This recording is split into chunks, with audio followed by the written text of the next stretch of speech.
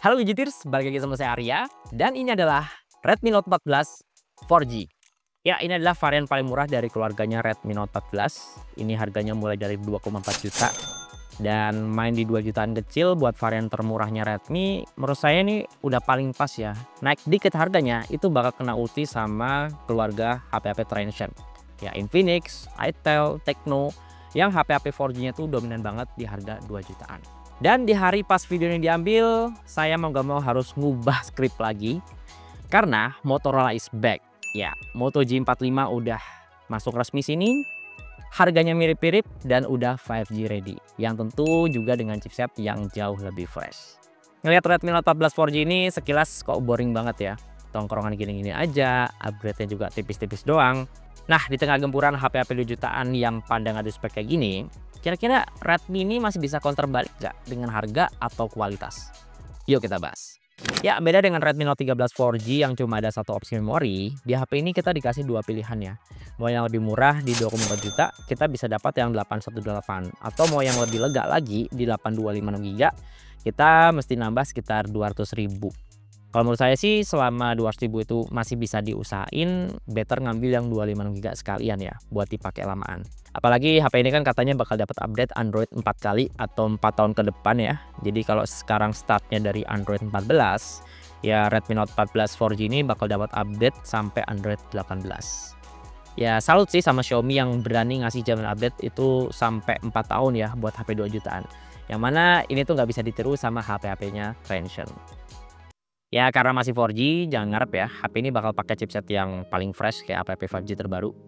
Tapi seenggaknya performanya naik tipis lah dari yang sebelumnya. Jadi ini HP pakai chipset MediaTek Helio G99 Ultra. Chipset sejuta umat, chipset yang disukai sekaligus dibenci.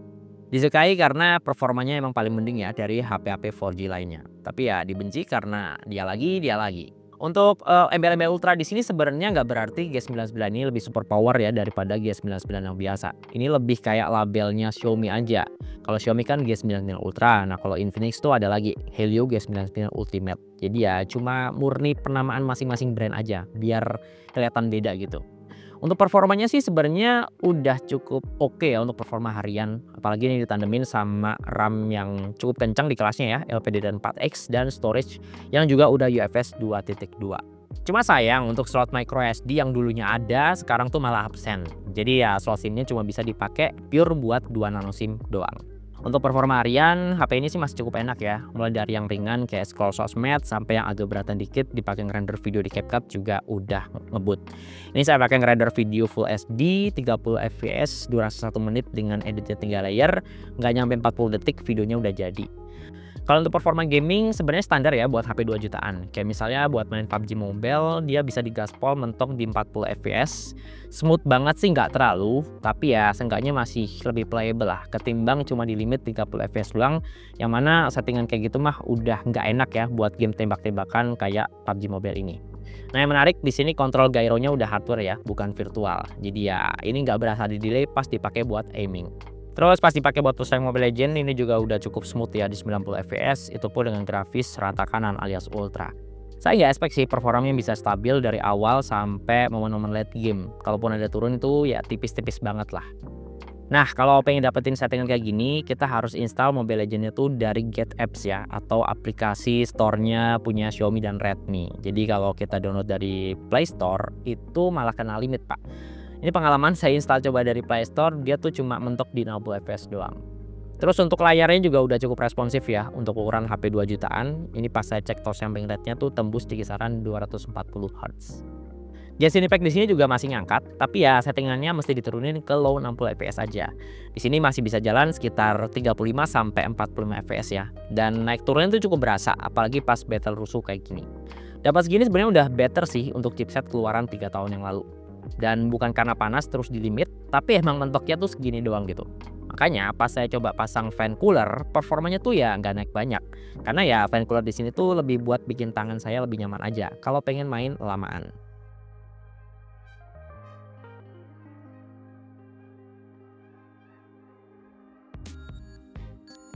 Kalau untuk layar hampir nggak ada hal yang baru ya, karena memang sebelumnya tuh ngasih standar yang cukup tinggi lah untuk HP 2 jutaan yang rata-rata masih pada pakai IPS LCD.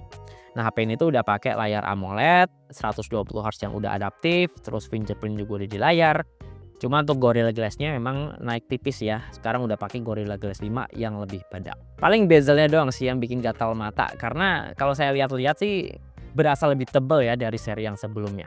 Untuk level tahan airnya tuh masih di IP54 ya, tapi layar HP ini tuh ternyata masih cukup sensitif pas posisi tangan saya tuh udah lumayan basah gitu.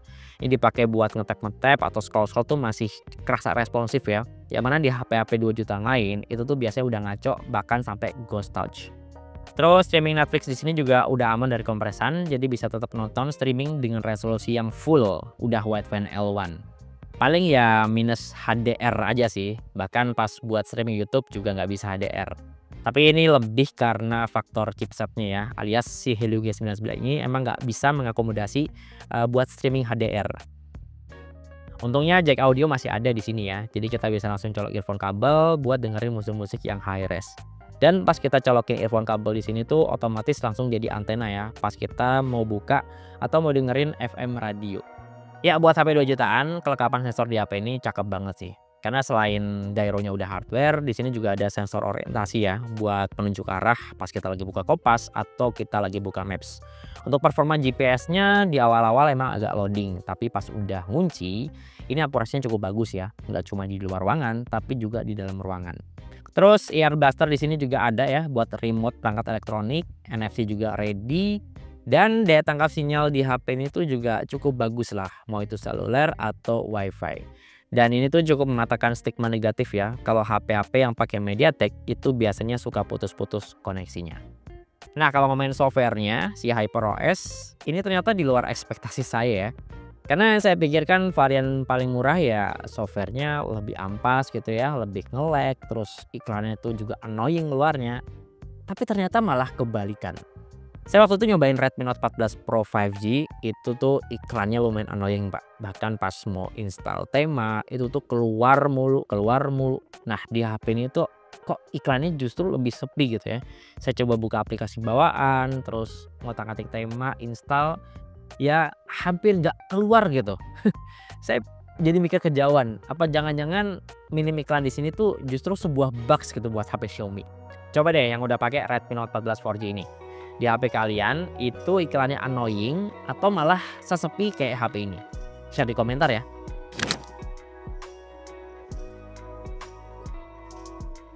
Ketimbang mikirin iklan yang kadang nongol kadang enggak, saya justru lebih ngeluhin bagian vital yang hilang dari HP ini. Ya, salah satu kameranya. Untuk kamera dia masih pakai triple kamera ya, cuma sekarang ultrawide itu udah nggak ada. Jadi otomatis ngandelin satu-satunya kamera utama 108 megapiksel. Karena ya dua sisanya tuh kamera makro dan depth yang gabut. Untuk kamera utama ini terpantau sensor kameranya pakai Samsung HF6 bukaan f1.7 yang lumayan buat foto-foto outdoor. Warnanya cukup akurat, detailnya juga lumayan tajam dan tipikal gonjreng khas Redmi. Performa HDR-nya buat HP 2 jutaan juga nggak ngecewain ya. Terus satu keluhan saya sih shutternya memang agak nge-lag ya, jadi agak susah buat ngambil foto yang objeknya gerak cepat. Terus untuk opsi zoom di sini digital zoom ya, tapi kata Xiaomi sih 3 kali zoomnya udah lossless. Jadi di balik layar itu bakal diprosesing lagi buat tingkatin detail dan juga warna. Cuma pengalaman saya pas nyoba 3 kali zoomnya ini, performa HDR-nya tuh agak kurang ya dibandingin sama kamera utamanya. Diajak hunting foto malam-malam, saran saya langsung aja pakai night mode. Fotonya lebih clear, warnanya agak naik, tapi emang masih ada sedikit noise kalau kondisinya terlalu gelap. Dan butuh tangan yang nggak tremor nih buat dapetin hasil yang lebih oke di mode malam ini. Karena ya processingnya tuh lumayan ngabisin waktu dan kamera HP ini nggak punya stabilisasi macam OIS.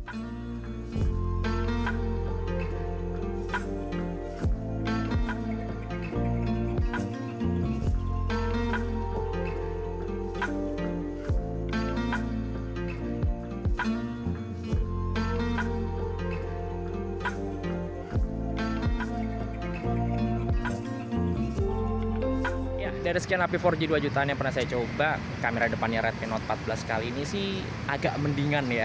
Ini dipakai sambil jalan tuh nggak yang kedut-kedut parah. Terus ini nih, ngasih lihat bagian belakang juga masih kelihatan cukup tajam.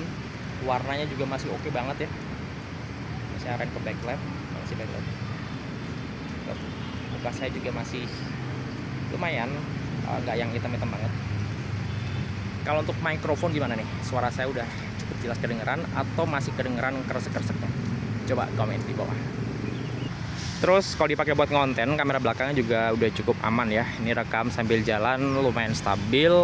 Tapi ya itu, resolusinya harus Full HD 30 fps. Ya sebenarnya kamera belakang ini tuh bisa rekam up to 60 fps. Cuma saya nggak terlalu nyaranin kalau Anda rekam sambil jalan kayak gini, karena hasilnya tuh bakal goyang-goyang parah pak.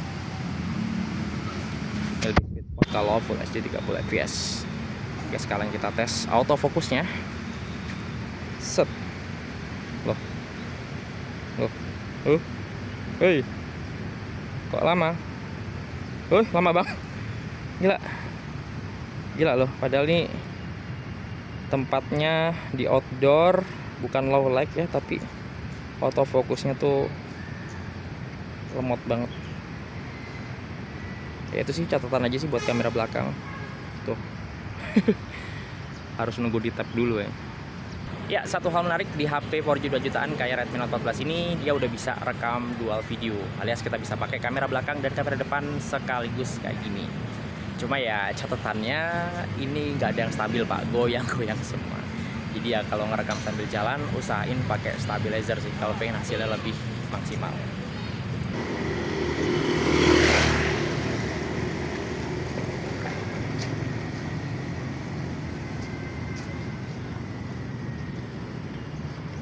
Kalau untuk hasil video malam di sini juga hasilnya udah nggak sestabil pas dipakai di siang-siang. Jitternya tuh lumayan berasa dan warnanya juga mulai turun.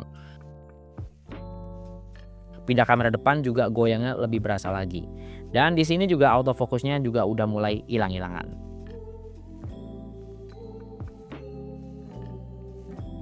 Nah, yang upgrade-nya lumayan ugal-ugalan di HP ini mungkin lebih ke baterainya ya. Ini naik 10%, jadi sekarang kapasitasnya tuh 5500 mAh. Nambah kapasitas, nambah awet juga, tapi bobotnya tuh cuma nambah sekitar 22 gram, alias kayak snack beng-beng sebungkus lah.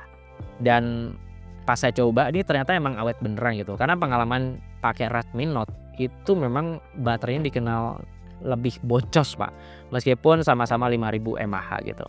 Di sini mau dipakai buat maraton streaming sampai buat mambar, itu konsumsi baterainya lumayan irit.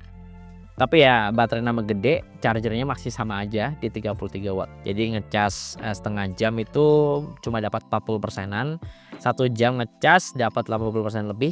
Dan sampai benar-benar penuh itu sekitar 1 jam lebih 16 menit. Oke, jadi kesimpulannya, biarpun feel-nya masih gini-gini aja atau upgrade-nya nyaris gak berasa, Redmi Note 14 4G ini menurut saya masih jadi standar HP 2 jutaan yang cukup oke. Chipset B aja tapi main game tetap enak. Layar gak berasa upgrade, tapi ya layar AMOLED 120Hz-nya tuh masih yang terbaik di harga segini. Nggak ada ultrawide juga berasa downgrade ya, tapi lihat lagi, HP 2 jutaan juga rata-rata mangkas kamera 0,5 ini buat ngeboost kamera utama atau ninggiin spek yang lain. Dan yang cukup menarik, HP ini punya update yang cukup panjang, 4 tahun. Jadi bisa jadi pertimbangan buat Anda yang mau pakai HP ini lamaan. Tapi kalau Anda punya duit 2 jutaan dan emang lagi ngincer HP 5G, mungkin Infinix Hot 5G atau Moto G45 bisa jadi opsi yang lebih menarik di harga yang mirip-mirip. Tapi ingat lagi, harga mahal 5G di sini tuh tentu ngorbanin fitur-fitur lain, kayak layar yang nggak lebih oke, pelit sensor, dan update software yang nggak lebih panjang. Oke, terima kasih udah nonton video ini sampai selesai, dan semoga video ini bisa ngasih referensi ya, terutama buat Anda yang penasaran sama Redmi Note 14 4G. Nah, untuk ngecek spek lengkap dan link pembelian smartphone ini, seperti biasa, Anda bisa cek linknya di kolom deskripsi di bawah video ini. Ya, di sini saya Arya, dan di belakang kamera ada Tama. Sampai ketemu di video berikutnya.